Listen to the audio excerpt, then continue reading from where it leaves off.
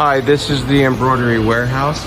I'm coming to you to show you data conversion, how to rotate your design, and how to mirror your design. So after you have picked your design on the A menu and you have it set, go to the B menu. B2 is the colors, B3 is going to be conversion. So it's at 100%, meaning that it's at regular size.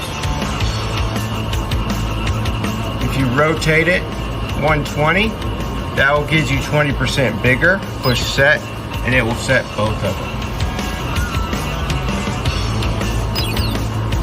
Now that you have that 20% bigger, you can rotate 90 degrees.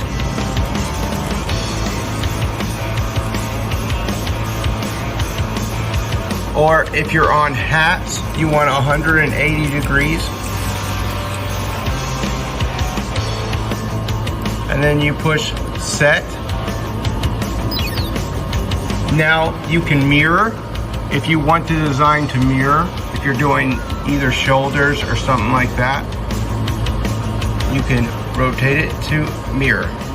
Push set, and there you go. It's 120% bigger. But let's say you want to go smaller because you're going onto a hat. You do 80. Push set, and it sets it. Then you can rotate it. It's on a hat, so you want it at 180. But you don't want it mirrored.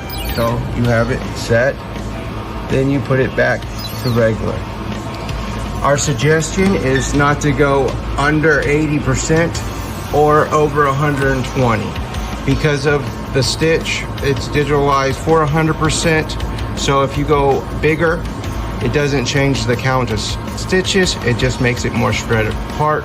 If you go smaller, it compacts the stitches and give you a good chance of breaking a needle. Thank you, and I hope that was helpful.